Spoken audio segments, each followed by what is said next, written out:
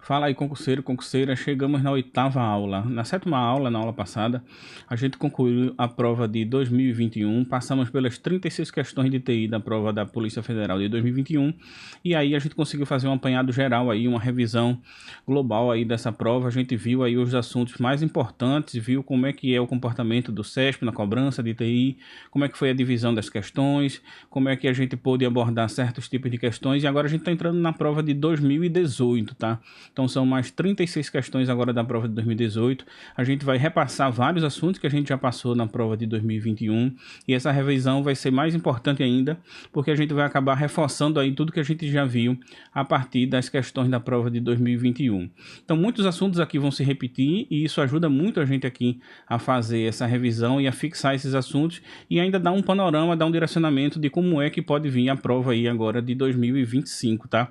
Para mim, essas duas provas, 2021 e de 2018, elas vão ser o norte aí que a gente vai precisar seguir para poder focar os estudos de TI. A gente já vai ver que algumas questões vão se repetir, alguns assuntos, algumas abordagens, e isso aí é muito importante para a gente poder focar agora nessa prova de 2025. Então, vamos dar início aqui à prova de 2018, correção das questões e a revisão geral agora. Você está no canal TI Sem Segredo. Se você não me conhece ainda, meu nome é GB, eu sou analista de sistemas, servidor federal, sou mestre em ciência da computação e também sou professor e vou te ajudar aqui a resolver aí as questões de TI para a prova da Polícia Federal. E não só a Polícia Federal, né? Se você está estudando para qualquer concurso da área de TI e o concurso cobra essa disciplina, esse conteúdo aqui vai te ajudar. Então, de antemão, já curte, compartilha com alguém que também está estudando para a Polícia Federal. O seu like aqui é muito importante, né? Ajuda no engajamento, ajuda na divulgação do nosso conteúdo. A sua inscrição também é muito importante. Então, toda a força que você puder dar, a gente fica muito grato. E aí, sem mais delongas, vamos lá para a primeira questão de hoje. Vamos lá para a tela. Então, primeira questão de hoje diz aqui para julgar o próximo item a respeito da teoria da informação e de sistemas de informação. Então vamos lá. No desenvolvimento de um sistema de informação, a fase de levantamento de requisitos, então vamos pegar aqui, fase de levantamento de requisitos, tá? Ela consiste em compreender o problema, dando aos desenvolvedores e usuários a mesma visão do que será construído para resolvê-lo. E a fase de projeto, é uma outra fase aqui, consiste na realização da descrição computacional, incluindo a arquitetura do sistema, a linguagem de programação utilizada e o sistema de gerenciador de bancos de dados utilizado. Então vamos lá, vamos pegar aqui cada trecho dessa questão aqui. Então ele diz que na fase de levantamento de requisito, essa fase aqui consiste em compreender o problema, e isso aqui está correto, tá? Então os requisitos nada mais são do que as necessidades que os usuários têm, requisitos, tá? As necessidades que o usuário tem, e elas têm que ser compreendidas pela equipe de programação para poder implementar o sistema. Então, a gente faz um levantamento das necessidades e do que é que o sistema tem que oferecer para que o usuário tenha um produto que seja satisfatório. Então, essa parte aqui está correta. Então, quando ele diz aqui que a gente tem que dar aos desenvolvedores e usuário a mesma visão do que vai ser implementado, é que quando a gente faz esse mapeamento do requisito, a gente transforma a necessidade do usuário. Então, o usuário tem uma necessidade, deixa eu pegar aqui, necessidade, tá? E ela precisa ser atendida, mas a visão do usuário, ela é diferente da visão do programador, tá? O usuário, aqui deve. Então, essas visões são diferentes, tá? Então a gente tem que entender o problema do ponto de vista do usuário e transpor isso para uma linguagem que o desenvolvedor possa compreender e implementar. Então a ideia é que a gente faça essa união aqui das visões para que os implementadores, os desenvolvedores, eles possam implementar um sistema que seja aderente às necessidades do usuário. Ele diz aqui também que na fase de projeto a gente tem a realização da descrição computacional, incluindo a arquitetura do sistema, linguagem de programação e o SGBD. Isso aqui também está correto, tá? Então primeiro a gente entende o que é que o usuário precisa no segundo passo, a gente precisa estruturar esse projeto, né, elaborar a arquitetura, como é que esse projeto vai ser implementado, qual linguagem de programação vai ser utilizada, se a gente vai usar banco de dados ou não. E por fim, a gente vai fazer aqui a implementação, depois a gente pode seguir para os testes e, por fim, a gente vai ter a validação do usuário. Então, ele descreveu aqui um processo de desenvolvimento correto. Tá? Isso aqui é um processo de desenvolvimento de software de uma forma genérica, mas é exatamente isso que a gente faz. Então, a gente tem aqui primeiro o levantamento de requisitos, depois a gente tem a fase de projeto, definindo a arquitetura e outras questões técnicas, a gente tem a fase de implementação, a gente tem uma fase de testes, validação, e aí a gente tem o software pronto. Então, questão correta aqui. Vamos lá para a próxima questão. Então, vamos lá. Aqui eu estou em casa, tá? Eu sou desenvolvedor, então gosto muito aqui das questões de programação. Então, ele diz aqui, eu considero o programa seguindo a linguagem Python. Então, primeira linha aqui a gente tem o quê? A gente tem uma variável e aqui esse comando aqui, tá? Seria um comando de comparação. Quando a gente tem dois iguais, a gente está comparando duas coisas, tá? Digamos que eu tenho duas variáveis e aqui eu estaria comparando x com y. Em seguida, aqui a gente tem uma lista, tá? Que tem aqui duas letras, P e F. Na linha 2, a gente tem aqui uma estrutura de repetição, a estrutura de repetição for. E aí ele inicia o for aqui com a variável x. E aí ele vai fazer o quê? Percorrer essas letras que estão dentro dessa variável. A intenção é essa, tá? Então ele inicia o escopo aqui na terceira linha, ele imprime a variável x e aqui ele encerra o escopo. Então vamos lá. O que é que tem de errado aqui nessa questão? A gente começa com isso aqui. Isso aqui está totalmente errado, tá? O correto seria ele fazer letras um igual só, e aí sim é que ele ia colocar o P e o F, tá? Então, quando a gente tem aqui a troca do comando de atribuição, que é um igual só, pelo comando de comparação, então essa questão aqui já está completamente errada.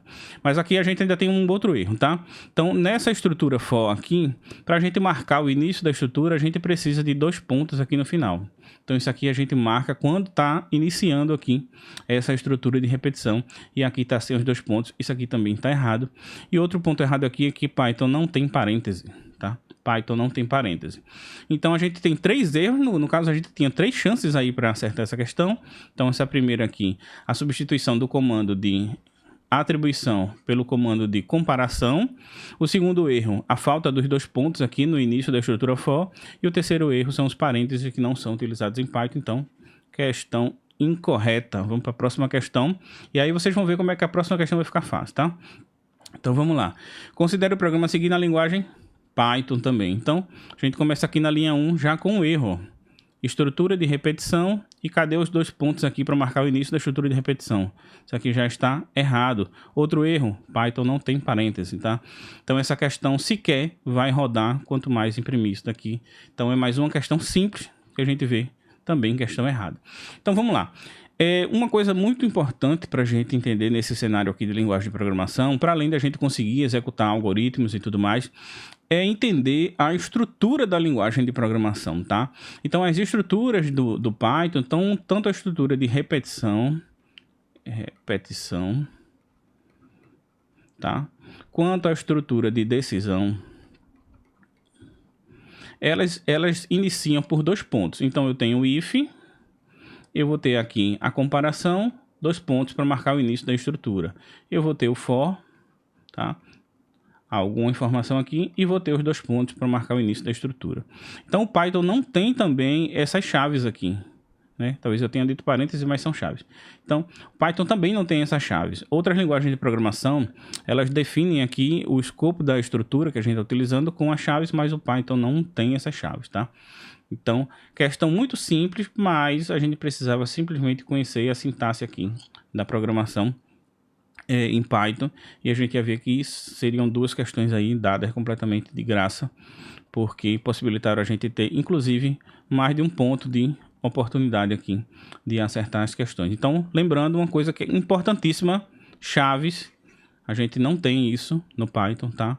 E depois das estruturas, tanto de repetição quanto de decisão, a gente tem sempre os 2 pontos marcando o início da estrutura, tá? Vamos lá para a próxima questão. Terceira questão, que a gente vai ver agora. Considere o programa a seguir escrito em R. Agora a gente já tem uma linguagem R, tá? Então vamos lá. Primeira linha, a gente declara uma variável e atribui a essa variável seu comando de atribuição no R, tá? O comando de atribuição no Python é o igual, e no R seria menor que e o sinalzinho de menos, tá? Então, atribuímos a primeira variável x o valor true, o valor verdadeiro, atribuímos a segunda variável y o valor false, e aqui a gente está querendo imprimir na tela alguma coisa, que no caso seria x e y. Então vamos lá. Aqui tem uma pegadinha muito simples aqui do Sebrasp, que é o seguinte: quando a gente está fazendo cálculos matemáticos, então a gente tem uma função matemática lá qualquer, a gente tem essa figura aqui, x e y, como sendo x vezes y, tá? Então isso aqui a gente interpreta como isso aqui. Só que a gente não tem essa figura aqui, tá, na linguagem de programação. Então, para eu ter uma multiplicação de uma variável por outra, eu tenho que ter explicitamente x vezes y, uma divisão x barra y, uma soma x mais y e uma subtração x menos y. Então, eu tenho que ter esse sinal aqui, tá, do operador matemático explícito. E na hora que eu faço aqui x e y, para o R, o que é que eu estou tentando fazer? Eu estou criando uma variável nova. Eu tenho uma variável x, tenho uma variável y e eu teria uma variável xy. E na hora que eu tento imprimir essa variável xy, o R não vai encontrar essa variável porque essa variável não foi anteriormente declarada. Então nada disso aqui é impresso, tá? Esse script ele nem roda e a gente tem aqui uma questão errada muito simples, tá? Então basicamente o Sebrasp tentou aqui enganar aqui o candidato, relacionando, né, essa estrutura aqui com a estrutura que a gente comumente vê em matemática, mas na linguagem de programação a gente precisa ter explicitamente aqui o operador matemático para fazer uma operação entre duas variáveis, tá? Vamos lá para a próxima questão. Mais uma questão de R aqui. Então, ele diz para a gente considerar o programa a seguir, que está escrito em R, tá? Primeira linha, a gente tem aqui a declaração da variável x, que recebe, tá? Comando de atribuição, recebe uma função C, e essa função C recebe três números, 3, 5 e 7. O que é essa função C? Essa função C é a função combine. Então, essa função C, ela serve para combinar todos esses valores em um vetor. Então, um vetor nada mais é do que uma lista de valores. Então, é uma lista de valores. Então, essa função C combina todos os valores numa lista de valores. Então, aqui ele fez isso. Então, ele criou uma lista com três valores, 3, 5, 7. E aqui também ele cria a variável y, e essa variável y recebe a combinação desses três valores, como também um vetor de valores numéricos, uma lista de valores numéricos. E aí, ele tenta imprimir aqui a soma desses dois vetores, e ele diz que isso daqui vai dar 36. Vamos lá, essa questão está errada, tá? Agora eu vou explicar por que essa questão está errada.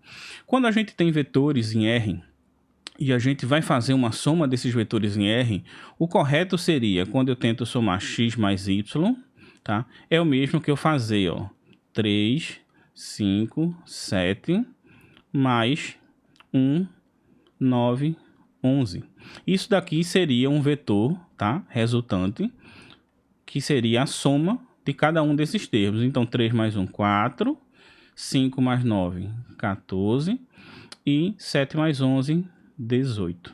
Então, a resposta seria esse novo vetor aqui, 4, 14 e 18, e não 36, tá? Então, a gente tem que atentar muito bem para isso daqui, porque uma soma de vetores aqui no R, a gente faz somando elemento a elemento. Isso daqui ainda tem algumas nuances, tá? Porque essa soma direta que a gente fez aqui, ela funciona quando a gente tem dois vetores de mesmo tamanho, tá? Então, eu posso somar os dois vetores de mesmo tamanho, e aí essa soma fica simplificada, mas eu também tenho algumas nuances quando eu tenho vetores de tamanhos diferentes, e aí eu vou tentar fazer uma aula aí de linguagens de programação, de uma forma geral, de algoritmo, que eu vou tentar trazer isso daqui, porque isso daqui é importante, tá? O R tem um processo que a gente chama de recycle, de reciclar. Então, quando ele tem que somar vetores de tamanhos diferentes, ele faz um processo de reciclagem nos vetores para poder igualar esses vetores de tamanho e depois somar, tá? Então, eu vou ver se eu consigo trazer uma próxima aula aí, um pouquinho disso daqui, como é que a gente faz para somar esses vetores, porque eu acho uma questão interessante que pode, inclusive, cair na nossa prova aí, agora de 2025, tá? Mas, por hora, basta a gente saber que para somar vetores, tá? Essa funçãozinha combine, ela cria um vetor e somar dois vetores de tamanhos iguais, a gente simplesmente vai fazer a soma dos termos desses vetores. Então, a gente por hoje fica aqui em questões muito legais aqui, em questões de programação. O fato da gente lidar um pouquinho mais com isso daqui, nessas questões, trouxe algumas experiências para a gente, né? A gente viu ali questões muito simples de Python, que bastava a gente conhecer a sintaxe, que a gente nem precisava analisar o algoritmo, nem o que é que estava acontecendo lá, e nisso a gente já conseguia matar a questão. Então isso daí traz para a gente algumas facilidades para poder resolver esse tipo de questões, tanto de Python quanto de R. Vamos tentar trazer um conteúdo aí um pouquinho mais específico, falando de algumas pegadinhas de Python, algumas pegadinhas de R, para ver se a gente agrega mais alguma coisa aí e ganha algumas questãozinhas aí na prova de 2025. Então, e aí, galera, vamos aproveitar que a gente já está com a mão na massa aqui e ver um pouquinho de como é que funciona ali aquela questão da soma de vetores lá na linguagem R, tá? Vamos aqui para a tela para a gente ver como é que isso funciona, aproveitar que a gente acabou de resolver a questão, tá ainda quente ainda, e aí vamos ver como é que funciona aqui aqueles casos que são um pouco diferentes daquela questão que a gente resolveu. Então vamos aqui para a tela. Então vamos lá, a gente vai ter aqui 3 situações, tá?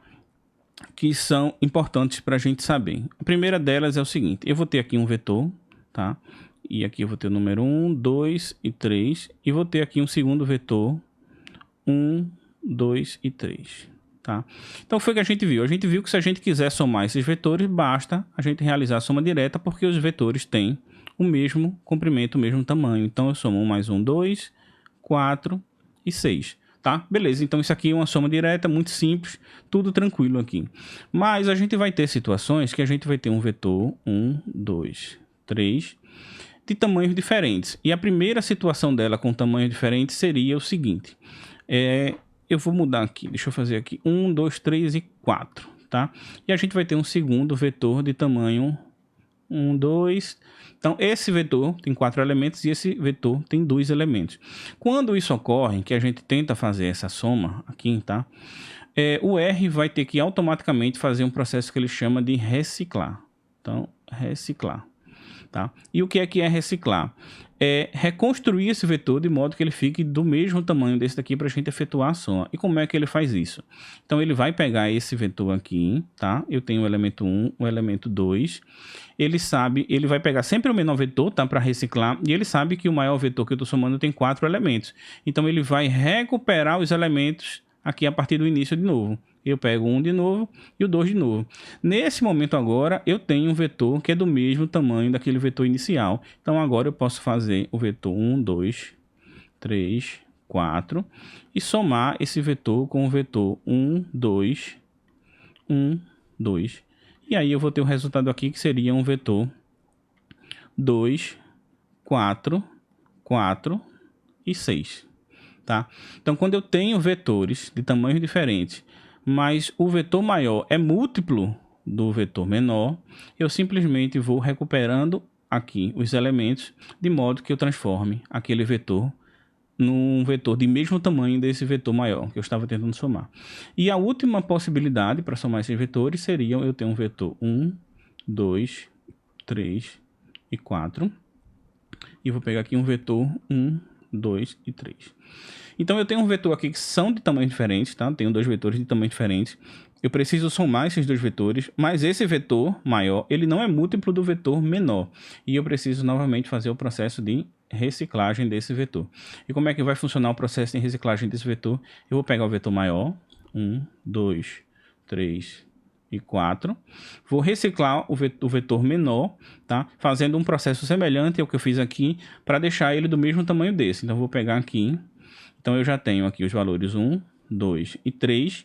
E agora eu preciso recompletar esse vetor, recuperando o valor desde o início. Então eu vou pegar de novo o valor 1. E agora sim eu posso somar esses 2 vetores. E o vetor aqui resultante vai ser o 2, 4, 6 e 5. Tá?